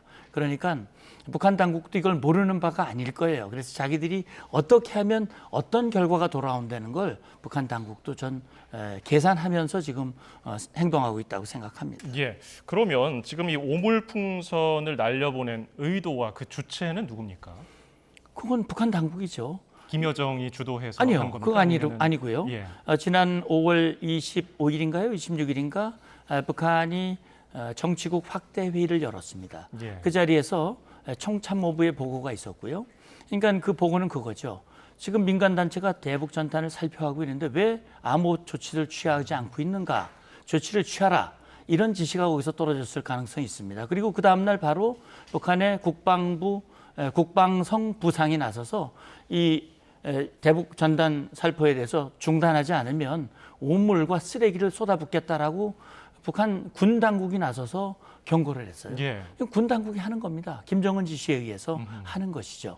그러니까 결국은 그렇기 때문에 우리 정부가 NSC 회의를 열어서 북한 당국이 김정은 지시 또는 묵인하에 이런 조치를 취하고 우리 국민들을 온물로 뒤집어 쓰게 만든다면 우리 군으로서도 국민의 안전을 위해서 이건 조치를 하지 않을 수가 없다. 그래서 내린 것이 9.19 군사합의의 전면 효력 정지죠. 신뢰가 구축될 때까지 효력을 정지하는 거. 그다음에 그것에 의해서 대북 확성기 재개가 이제 가능하게 된 것이거든요. 저는 예. 그런 생각이 듭니다. 북한 정권이 민간단체 대북전단 살포를 중단시키기 위해서 우리 국민을 피곤하게 만들고 이런 오물 도발을 했지만 결과로 돌아온 것은 결국 그들에게 매우 유리했던 9.19 군사합의가 효력이 정지가 됐고 확성기가 재개되는 이런 어떻게 악수를 둔 셈이 된 거예요. 예. 북한 정권 입장에서는. 저는 그렇게 봅니다. 한때 오물풍선에 신경작용제가 나왔다 이런 가짜 정보가 돌면서 좀 불안감이 확산되기도 했습니다. 어떤 분은 뭐 만졌더니 손이 따끔거렸다 이런 분도 계셨는데요. 진짜로 만약에 생화학 물질이 담길 가능성 어떻게 보십니까? 예, 물론 뭐 그런 가능성이 제로다 이렇게 말씀드리기는 어려울 거예요. 왜냐하면 북한 정권이 정말 기상천외한 그런 도발을 그동안 해왔기 때문에 그럴 가능성을 전혀 배제할 수가 없기 때문에 우리 군 당국이 우리 주민들에게 발견하면 가까이 하거나 만지지 말고 우리 당국에 신고만 해라. 그러면 전문가들이 접근을 해서 화생방 요원이나 폭발물 전문 요원들이 그걸 분석을 하고 우리 국민의 안전을 지키겠다라고 조치한 이유도 거기에 있는데 저는 그렇게 봅니다. 지금 북한이 4번 풍선을 날렸어요. 이 5월 말부터 해가지고 4번 날렸는데 사실은 확성기 방송이 재개가 되고 김여정이가 나서서 대남 담화를 발표했습니다. 그래서 앞서 말씀하셨습니다만 새로운 그 대응을 목격하게 될 것이다라고 협박을 했는데 예. 2가지를 해명을 했어요. 첫째는 우리가 이번에 보낸 거는 그냥 휴지에 불과하다. 정치 선전도 아무것도 없었는데 왜 남측이 그렇게 민감하게 반응하냐? 남측이 무리한 반응 아니냐라는 게 첫 번째고 두 번째는 우리는 사실 9일날 이거 중단하기로 했었어. 중단하려고 다 마음먹었는데 왜 남측이 먼저서 이렇게 확성기를 튀는 거야? 그래서 우리는 이렇게 다시 중단하지 않을 수가 없는 거야. 이런 식으로 얘기를 했거든요. 제가 볼 때는요. 북한이 아마도 우리 남측 여론을 봐가면서 아마 설마 키겠나 이런 계산을 하지 않았을까 하는 생각이 들어요. 예. 그런데 결단하고 켰단 말이죠. 북한 당국으로서는 굉장히 당황스러울 겁니다. 그러니까 일단은 새로운 조치를 취할 것이라고 겁을 주고 협박을 했지만 거기에 위축될 우리 군과 국민이 아니거든요. 예. 북한이 만약에 말씀하신 대로 화생방 물질을 넣어서 우리 국민이 누군가 한 사람 희생을 당한다면 우리 군과 당국은 좌시할 수 없습니다. 그때는 어딘가 그 원점을 완전히 타격하고 거기에 대한 대가를 지불하게 하면 김정은이 1인 지배 체제를 강화하고 최고의 강국이라고 강국의 지도자라고 얘기를 했는데 그렇게 당하는 상황이 발생되면 김정은은 완전히 땅에 떨어지는 거거든요. 그러면 이 김정은으로서는 감내하기가 어려운 겁니다. 그래서 김 여정이 나서서 휴지만 보낸 거야. 왜 그렇게 민감하게 반응하는 거야? 이런 식으로 해명성 이 담화를 낸 것으로 저는 해석을 합니다. 그럼에도 혹시 몰라서인지 국방장관이 전군에 비상대기 명령을 내렸고요. 그렇게 좀 엄중하게 볼 수도 있는 상황일 텐데 풍선이 날아와서 바닥에 떨어져야 물질을 확인할 수 있기 때문에 우리가 그 상공에 있는 풍선을 오지 못하게 하거나 혹은 격추하는 방법, 이런 방법은 없겠습니까? 예, 물론 오지 않게 하면 제일 좋겠죠. 그런데 뭐 북한이 마음을 먹고 북풍이 불 때, 북에서 남으로 바람이 불 때 날려보내면 사실 물리적으로 막기가 어렵습니다. 그러면 넘어오기 전에 우리가 쏘면 될 거 아니냐. 그러면 쏜 탄환이 북으로 떨어지게 됩니다. 그렇게 되면 북으로 떨어지게 되면 그게 결국 총격전으로 갈 수 있거든요. 그러면 원치 않는 충돌로 비화될 수 있는 것이고, 그다음에 문제는 만약에 풍선을 격추시키면 그게 달려있는 무게가 있지 않습니까? 자연스럽게 떨어지면 피해를 최소화할 수 있지만 이 무게가 내려올수록 속도가 빨라지고 무게가 커지면 우리 주민들에게 미칠 수 있는 피해가 훨씬 클 수 있다는 판단이 우리 군과 정부에서 그렇게 판단을 하고 일단 최대한 피해를 줄이는 것이고요. 제가 우리 당국이 9.19 군사합의 효력 정지와 그다음에 이 대북 확성기, 대북 심리전 재개의 카드를 이번에 확실하게 잡은 것은 저는 그걸 막기 위한 저는 조치라고 생각을 합니다. 그래서 만약에 북한이 계속 날려보낸다면 이제 전면적으로 확대할 수 있는 것이고요. 우리의 선택지가 굉장히 많아졌습니다.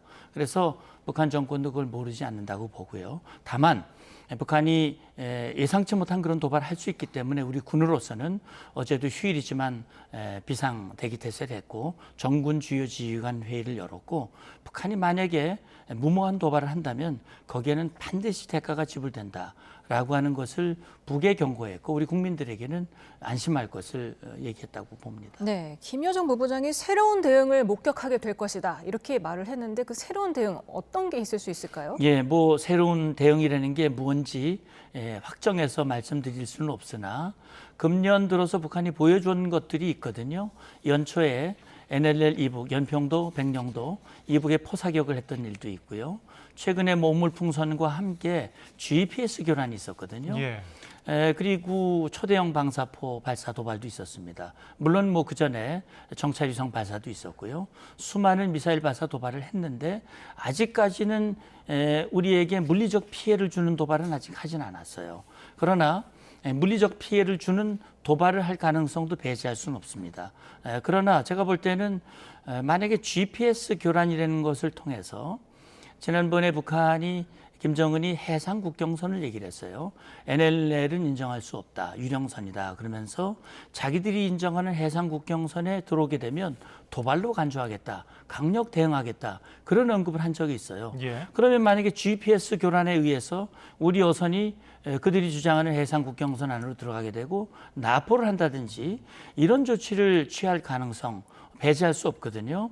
저는 만약에 그런 조치를 취한다면 그것도 역시 북한 정권이 감내하기 어려운 조치를 우리가 하게 될 것이다. 그건 뭐 북한 정권이 알아야 될 겁니다. 예, 오늘 도움 말씀 여기까지 듣죠. 문성묵 한국국가전략연구원 통일전략센터장이었습니다. 말씀 고맙습니다. 감사합니다. 오늘은 조금만 걸어도 땀이 나는 날씨였습니다. 영남 곳곳에 폭염주의보가 내려진 가운데 올해 최고 기온을 기록한 곳이 있었는데요. 이렇게 낮에는 더위에 바깥 활동하기 불편했지만 오히려 밤에는 기온이 낮아지면서 활동하기 더 수월해지겠습니다. 자정까지 서울 기온이 22도 이상, 체감온도가 24도 이상을 유지하며 온화하겠습니다. 다만 영남에는 밤까지 소나기가 지나는 곳이 있겠습니다. 이 지역에서는 우산 챙겨주시기 바랍니다. 내일도 한여름 더위가 계속됩니다. 서울 낮 기온이 31도, 대구 34도까지 오르겠고 하루 만에 또다시 올 최고 기온을 경신하는 곳이 있겠습니다.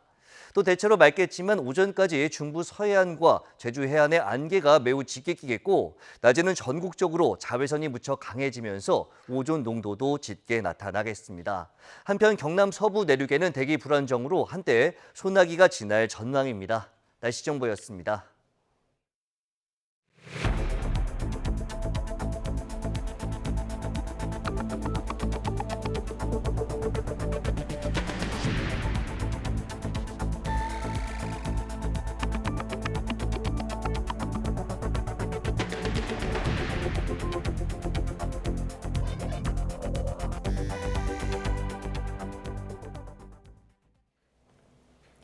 대한의사협회가 오는 18일 집단 휴진을 예고한 가운데 정부가 법적 대응을 경고했습니다.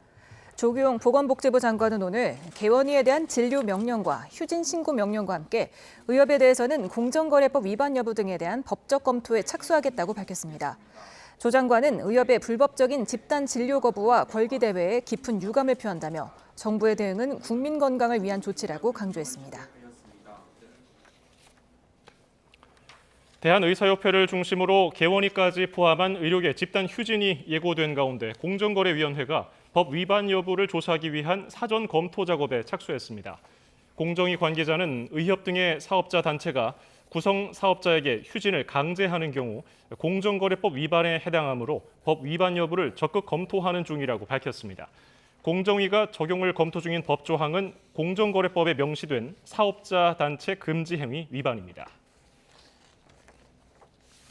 정부가 개원위 진료 명령 등을 내린 걸 두고 개원위 협의회에서 비판의 목소리를 냈습니다.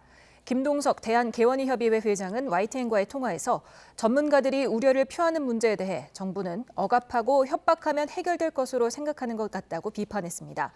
김 회장은 정부가 의료계를 핍박하고 악마화해서 개원이들이 격앙돼 있다며 오는 18일 휴진 참여율이 높을 것으로 본다고 덧붙였습니다. 국회 상임위원회를 배분하는 원구성 문제를 놓고 국민의힘과 더불어민주당이 입장 차이를 좁히지 못하고 있는 가운데 여야 원내대표가 우원식 국회의장 주재로 협상을 이어가고 있습니다. 국민의힘 추경호, 민주당 박찬대 원내대표는 오늘 국회의장실에서 만나 원구성을 논의하고 있습니다. 민주당은 18개 상임위 가운데 법제사법위원회와 운영위를 포함한 11개에 대해서라도 배분을 맞춰야 한다는 입장이지만 국민의힘은 일방적인 원구성을 받아들일 수 없다며 맞서고 있습니다. 여야가 평행선을 달리면서 우 의장은 애초 오후 5시에 열려던 본회의를 오후 8시로 연기해 소집했습니다. 22대 국회에서 야권이 재추진하는 방송 3법을 두고 여야가 본격 여론전에 돌입하며 일전을 예고하고 있습니다. 국민의힘은 좌파 카르텔이 언론을 장악하려는 시도라며 저지 공세에 나섰고 민주당은 정권에 장악된 언론을 정상화하겠다고 맞섰습니다. 임성재 기자입니다. 국민의힘은 민주당이 재추진하는 22대 국회 최대 쟁점 법안을 겨냥한 연석회의를 열었습니다.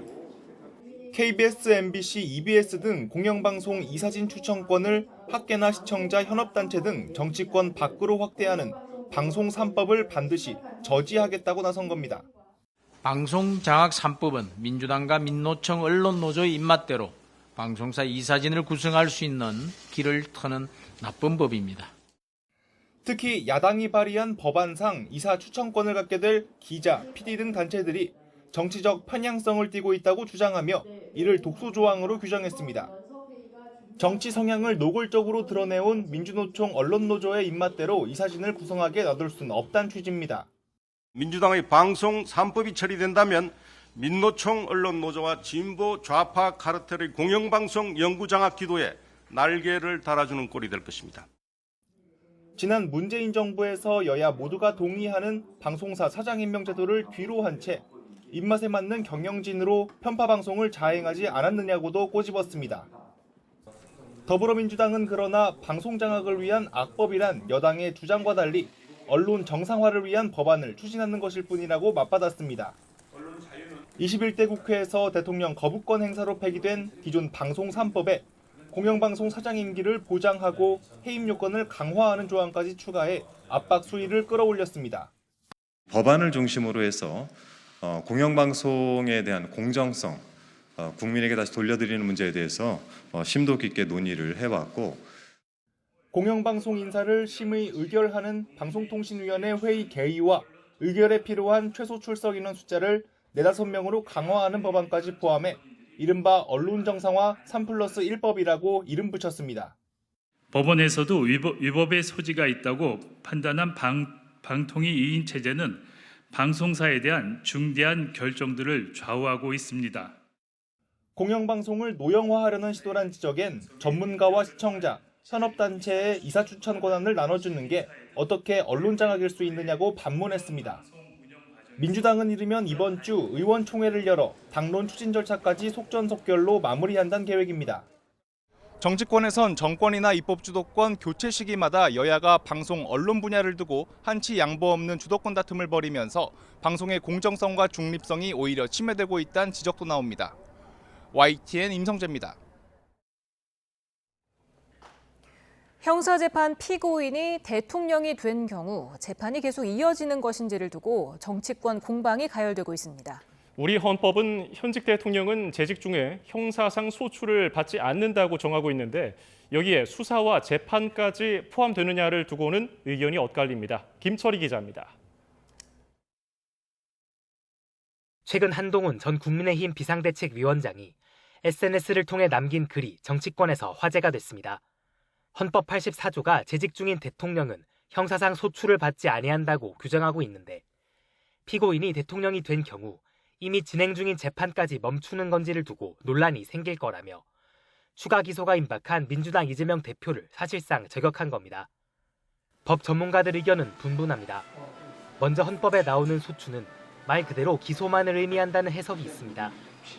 대통령도 헌법재판소 탄핵심판 대상이 되고 공수처법상 수사 대상에 포함되는 걸 보면 수사와 재판까지 면해주는 건 아니란 겁니다. 기소 이후의 재판, 심리와 판결은 결국 법원의 권능이거든요. 복종을 해야죠. 받아야죠. 반면 헌법을 만든 취지 등을 고려하면 대통령 임기 시작과 동시에 진행 중이던 재판도 멈추는 게 맞는다는 목소리도 있습니다. 대통령이 딱 되면 그때부터 소출을 금지해야 되니까 더 이상 재판을 진행하지 않는 걸로 이렇게 해야 될 걸로 보입니다. 현직 대통령이 재판을 받는 것 자체가 적절치 않은 데다가 국민이 기소 사실을 알고도 대통령으로 선출한 점도 고려해야 하지 않겠느냐는 겁니다. 그런데도 당선을 시켜줬으면 일단 그 대통령직 수행에는 문제가 없다고 국민이 판단한 거로 볼 수 있잖아요. 여러 해석이 충돌하는 가운데 중대한 형사 범죄를 저지른 경우라면 탄핵으로 대통령을 먼저 파면한 뒤 재판을 받게 하는 것이 순리라는 의견도 나옵니다. 유력 정치인이 형사재판을 받는 일이 더는 생경하지 않은 상황 속 관련 논쟁도 한동안 사그라지지 않을 전망입니다. YTN 김철입니다. 더불어민주당이 대선에 출마하려는 당대표의 사퇴 시기를 조절할 수 있도록 당원 당규를 개정하기로 의결했습니다. 이재명 대표 연임과 대권 행보를 위한 포석이라는 지적 속에 이른바 당원권 강화 방안도 사실상 확정되면서 이 대표 체제에 더 힘이 실렸습니다. 손효정 기자입니다. 대선에 출마하려는 당대표의 사퇴 시기를 조절할 수 있도록 한 당원 당규 개정안이 민주당 최고위원회의에서 통과됐습니다. 당대표가 대선에 출마하려면 선거 1년 전까지 당직을 내려놓아야 하는데 상당한 사유가 있을 땐 당무위원회 의결로 달리 정할 수 있게 한 겁니다. 1년 전에 사퇴해야 된다라고 하는 이 당헌 25조 2항의 완결성이 부족하다. 왜? 예외 조항이 없기 때문에 그렇다는 거죠. 국민의힘 당헌을 참고해서 지난 국회의장 경선 이후 당원권 강화 방안으로 논의돼 왔던 개정안들도 함께 의결됐습니다. 의장과 원내대표 경선에서 기존 의원들의 투표에 더해 권리당원 투표 20%를 반영하기로 했습니다. 이 밖에 부정부패 관련 혐의로 기소된 당직자의 직무정지 조항과 귀책 사유로 치러지는 재보궐선거의 무공천 규정도 삭제 수순을 밟습니다. 이처럼 당원 당규 개정 작업이 사실상 마무리 국면에 접어들었지만 당내 반발의 목소리는 계속되고 있습니다. 특정인을 염두에 둔 게 아니라는 지도부 설명에도 당대표 사퇴 예외 규정이 사실상 이재명 대표 연임과 대권 도전을 위한 거란 비판이 나온 겁니다. 대통령이 돼야 된다 하는데 오히려 그러한 위인설관식으로 무리한 당헌 개정을 하면은 국민들로부터 더 비판을 받을 소지가 있다. 친명계 한 중진 의원은 예외 규정이 신설돼도 이 대표가 임기를 늘리지 않고 대선 1년 전 물러날 거라며 이 같은 확대 해석에 선을 그었습니다. 다만 무소속 국회의장 후보 선출에 당원 투표를 반영하는 게 대의민주주의에 맞는지는 여전히 의문이라는 반응입니다. 당원 당규 개정 과정에서 오히려 원조 친명들이 반대의 목소리를 내면서 일각에선 친명이 분화되고 있다는 분석도 나왔습니다. 이 대표로선 만장일치 합의를 끌어내지 못한 셈이라 친명 체제가 강화됐지만 찜찜한 뒷맛을 남기게 됐습니다. YTN 손효정입니다.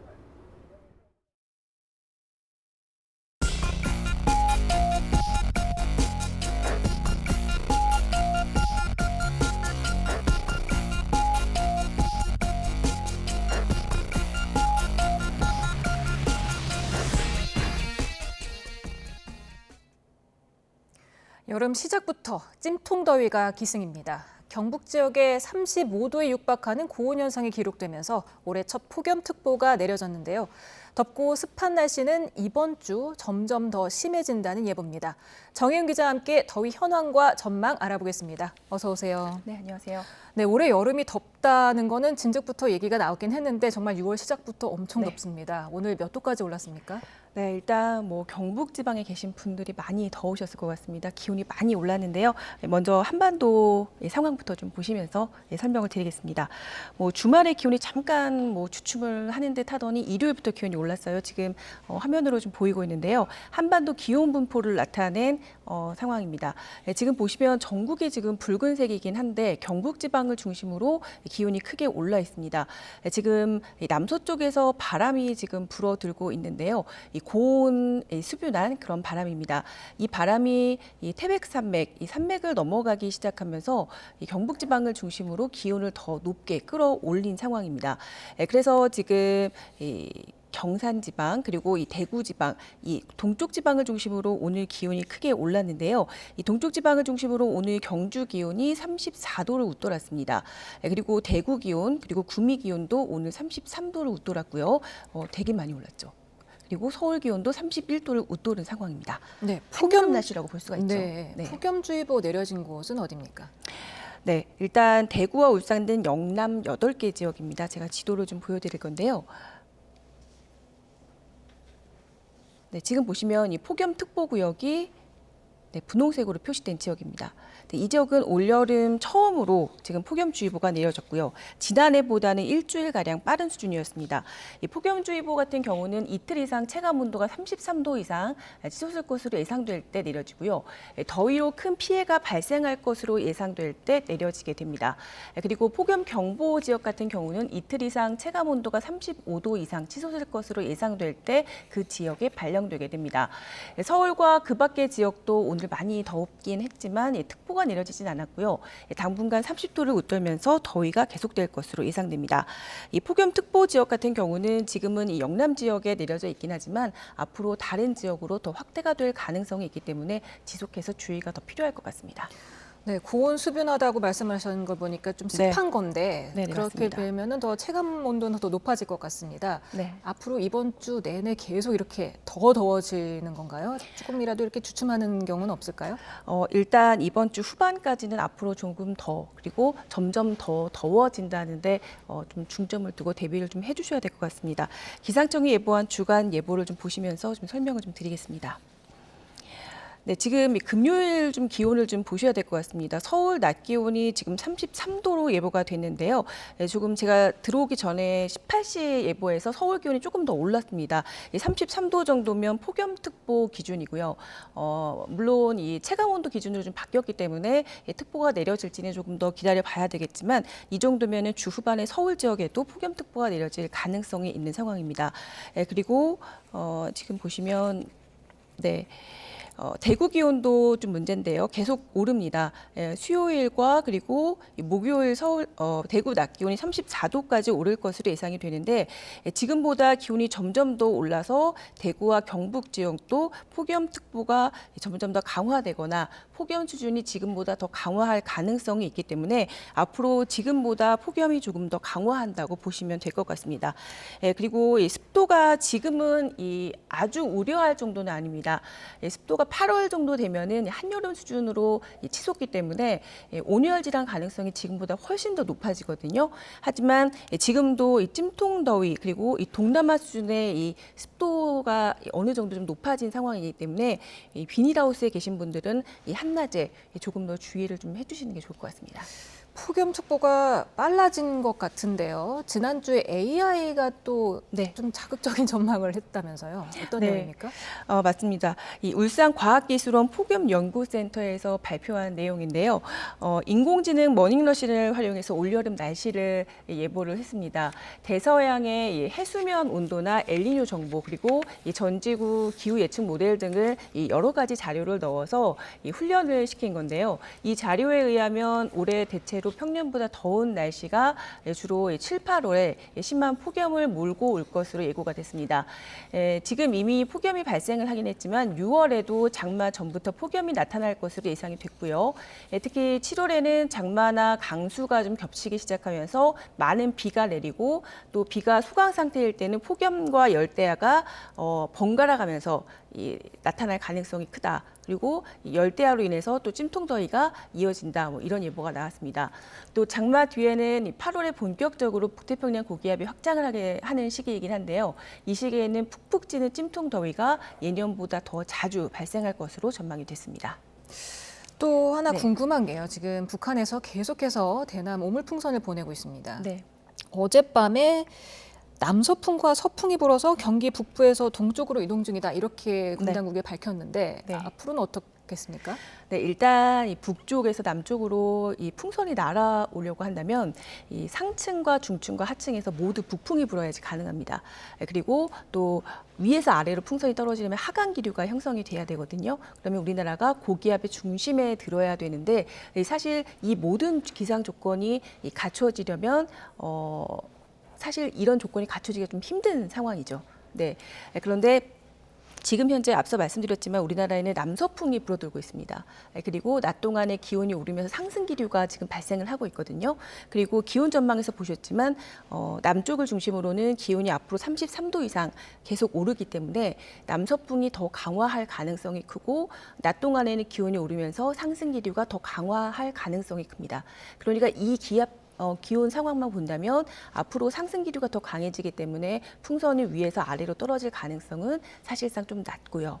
그리고 북한에서 풍선을 날려보낸다고 하더라도 남쪽 지방을 중심으로는 풍선이 떨어질 가능성은 사실상 낮습니다. 하지만 상승 기류가 발생한다면 한쪽은 또 하강 기류가 어느 곳에서는 나타날 수 있거든요. 그렇기 때문에 10개의 풍선이 북쪽에서 날아온다면 그중에 한두 개 정도는 어느 지역으로든 떨어질 수 있습니다. 따라서 항상 100% 아니다라고 말할 수는 없고요. 지금으로서는 앞으로 이번 주 초반이나 중반까지는 가능성이 조금 낮다라고만 말씀드릴 수 있겠습니다. 네, 알겠습니다. 지금까지 날씨 전망 알아봤습니다. 정혜영 기상전문기자였습니다. 감사합니다.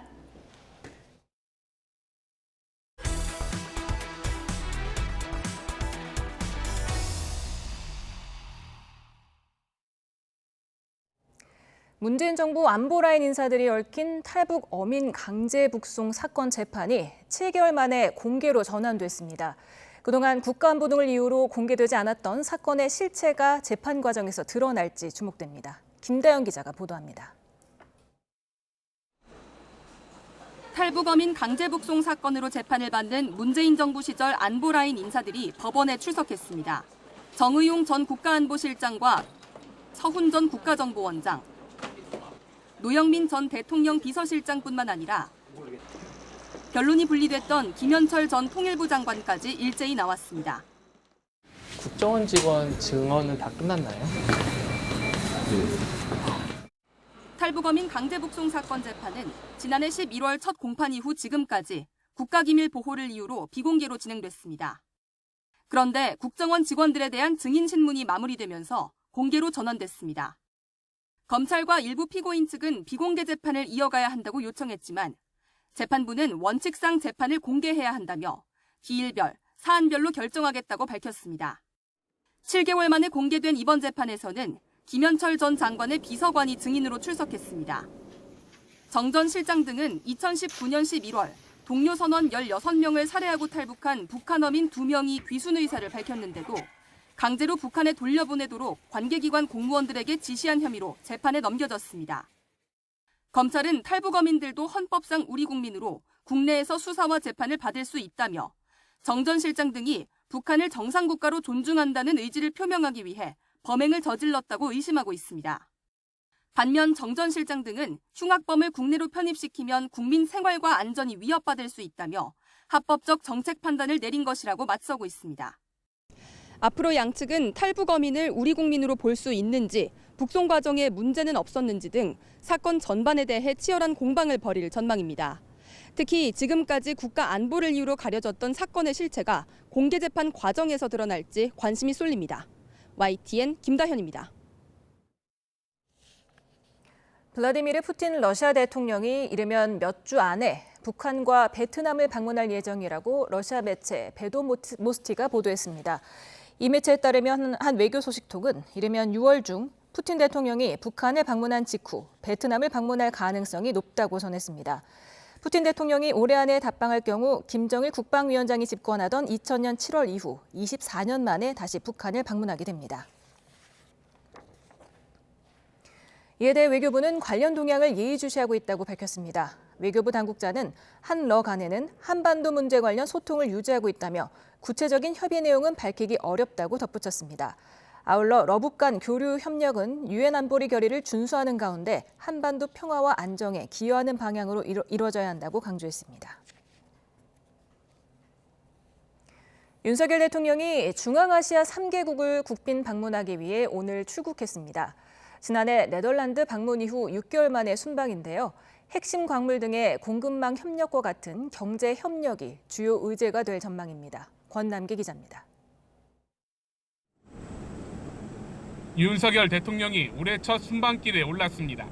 부인 김건희 여사와 함께 공군 1호기에 올라 손을 흔듭니다. 윤 대통령은 오늘 투르크메니스탄 일정을 시작으로 카자흐스탄, 우즈베키스탄 등 중앙아시아 3국을 5박 7일 동안 차례로 국빈 방문합니다. 60여 개 기업을 포함한 경제사절단과 함께하는 이번 순방에선 에너지나 플랜트 분야를 중심으로 한국 기업의 현지 진출을 적극 지원할 예정입니다. 리튬이나 우라늄 등 핵심 광물의 공급망 협력도 주요 논의 대상입니다. 원유, 가스와 함께 핵심 광물이 풍부해서 첨단 산업을 계속 키워나가야 하는 우리와의 협력 잠재력이 매우 큽니다. 정부는 이번 순방을 계기로 한 중앙아시아 5개국 정상회의를 만드는 동시에 분야별 협력 전략인 한 중앙아 K-실크로드 구상도 내놨습니다. 전략적 에너지, 자원 파트너십을 구축하여 원전, 신재생에너지, 수자원 관리와 같은 분야에서 구체적인 협력을 확대할 것입니다. 윤 대통령의 이번 출국은 지난해 12월 네덜란드 방문 이후 6개월 만입니다. 지난 4월 총선을 앞두고 예정된 순방 일정까지 미뤄가며 자제했던 외교 행보를 다시 본격화하겠다는 의미로 풀이됩니다. 이미 지난달부터 국내에서 한일종 정상회의나 아랍에미리트 정상회담, 한아프리카 정상회의 등 굵직한 국제 행사를 연이어 치렀습니다. 윤 대통령은 여소야대 전국에 더해 지지율마저 최저 수준을 기록하고 있습니다. 앞으로는 국정수행 긍정평가의 주요 이유이자 눈에 보이는 성과를 낼 수 있는 외치에 더욱 힘을 쏟을 것으로 보입니다. YTN 권남기입니다.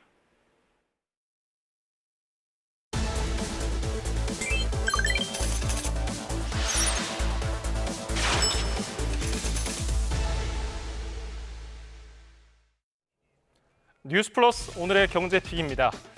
올해 서울 아파트 거래 10채 중 6채는 전고점 대비 80% 이상 회복된 가격에 매매가 된 것으로 나타났습니다.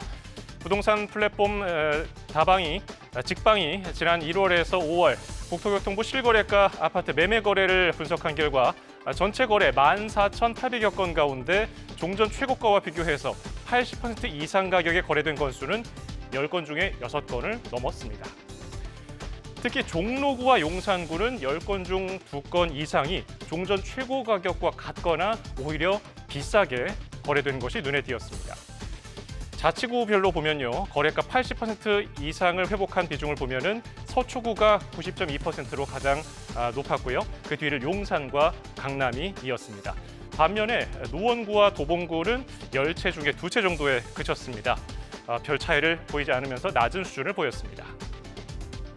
월별로 볼까요? 1월에는 전고점의 80% 이상이 가격에 거래된 비중이 55%였는데요. 매월 비중이 늘어나는 모습을 볼 수가 있습니다. 직방 관계자는 올해 저리 대출 등의 영향으로 거래량이 회복 중이고 연이을 상승하는 전셋값이 실수요를 자극한 것으로 분석했습니다. 하지만 물가 상방 압력에 따른 금리 인하 지연 가능성, 또 지방의 미분양 증가, 경기 불안 등 주택 수요를 제한하는 요소도 상존한다면서 입지별로 수요 쏠림이 계속될 것으로 전망했습니다. 다음 소식입니다. 국토교통부는 각 지자체에서 추진되고 있는 철도 지하화 통합개발 사업 계획을 지원하기 위해서 이번 주부터 지역 맞춤형 컨설팅에 나선다고 밝혔습니다. 국토부 컨설팅단은 이번 주 인천과 경기도를 시작으로 다음 주에는 부산과 대전, 대구 지역을 상담하고 다음 달에는 서울시와 그 외 지자체를 대상으로 컨설팅을 진행할 계획입니다. 국토부는 앞서 지난 3일 철도 지하화 사업 제안 가이드라인을 각 지자체에 배포했습니다. 정부가 가스전 개발이 추진되는 동해 일대 광구를 새로 설정하기로 했습니다. 최남호 산업통상자원부 2차관은 정부 세종청사에서 브리핑을 열고 효율적인 개발과 투자 유치를 위해 동해 일대 광구를 재설정할 방침이라고 밝혔습니다. 이를 통해서 정부는 해외 투자를 유치한다는 계획입니다. 이와 함께 12월 말에 본격적인 시추를 위해 다음 달에 첫 시추 해역을 선정하기로 했습니다. 정부는 시추와 시추 자료 분석에 각각 석 달 정도 걸린다면서 내년 상반기에 첫 시추 결과가 나올 것으로 전망했습니다. 금융당국이 공매도 중앙점검 시스템 개발 기간을 최대한 단축해서 내년 3월까지 구축하기로 했습니다. 금융감독원은 금융투자협회, 한국거래소와 공동으로 개인 투자자와 함께하는 3차 열린 토론을 개최하고 이 같은 내용의 공매도 전산화와 제도 개선안에 대해 논의했습니다. 금감원은 공매도 재개 시점이나 조건 등에 대해서는 따로 밝히지 않았지만 공매도 재개는 전산 시스템이 완비되는 내년 3월 이후가 될 것으로 예상됩니다. 아파트 지하 주차장에서 출근하는 여성에게 흉기를 휘두른 50대 남성이 경찰에 붙잡혔습니다. 이 남성은 여성과 사귀는 사이인데 술을 마시고 나서 홧김에 범행을 저질렀다고 주장했습니다. 권준수 기자가 보도합니다. 경기도 평택에 있는 아파트 단지입니다. 아파트 지하 주차장 한 구석엔 경찰의 노란 통제선이 쳐져 있습니다. 이른 아침 50대 남성 한 명이 주민인 50대 여성에게 흉기를 휘둘렀기 때문입니다. 경찰차만 들어가고 앰뷸런스 그거 끌고 가는 거 그거만 들어가고 그래서 들어가 한참 있다가 차가 경제가 쫙 들고서 시비가 나왔으니까. 사건이 발생한 시각은 아침 8시 반쯤. 피해자인 50대 여성은 출근하기 위해 집을 나섰다가 변을 당했습니다. A씨는 피해 여성이 사는 아파트 주차장에 숨어 있다가 차를 타러 내려온 여성에게 미리 준비한 흉기를 휘둘렀습니다. 범행을 저지른 A씨는 현장에서 112에 전화를 걸고 사람을 죽였다고 자진 신고했는데 출동한 경찰에 체포됐습니다. 피해 여성은 목 부위 등을 크게 다쳐 헬리콥터를 타고 가까운 대학병원으로 옮겨졌습니다. 생명에는 지장이 없지만 회복 경과를 지켜봐야 하는 것으로 전해졌습니다. 경찰은 A씨를 상대로 구체적인 범행 경위를 조사 중인데 A씨는 사귀는 사이인 여성에게 화가 나 밤사이 술을 마신 뒤 집 앞으로 찾아온 거라고 진술했습니다. A씨에 대해선 과거 교제폭력 등과 관련한 신고 이력은 발견되지 않았습니다. 경찰은 일단 살인미수 혐의를 적용해 A씨의 구속영장을 신청할 방침으로 정확한 사실관계를 파악하며 수사를 이어갈 예정입니다. YTN 권준수입니다. 육군 신병교육대에서 얼차려를 받던 훈련병이 숨진 지 16일 만에 경찰이 얼차려를 지시한 지휘관 2명을 입건했습니다. 강원경찰청은 오늘 오후 당시 군기훈련을 지시한 중대장 A대위와 부중대장 B중위를 피의자로 전환했다고 밝혔습니다. 혐의는 업무상 과실치사와 직권남용 가혹행위로 경찰은 이들 2명에게 소환 출석을 요구했다면서 구체적인 시기는 공개하지 않았습니다. 지난 4월 경기도 파주 호텔에서 20대 남녀 4명이 사망한 사건은 남성들이 빚을 해결하기 위해 여성들을 납치해 살해한 뒤 투신한 거라는 결론이 났습니다. 경기 북부경찰청은 오늘 강도살인 혐의를 받는 20대 남성 2명이 모두 사망해 사건을 공소권 없음으로 종결했다고 밝혔습니다. 경찰은 수사 과정에서 남성들이 각각 억대와 수천만 원의 빚이 있었던 사실을 확인했고 여성들을 호텔에서 제압한 뒤 휴대전화로 여성 지인들에게 돈을 요구한 사실을 파악했습니다. 오늘 저희가 준비한 뉴스 플러스는 여기까지입니다. 잠시 뒤에는 뉴스퀘어 저녁 8시 뉴스가 방송됩니다. 고맙습니다.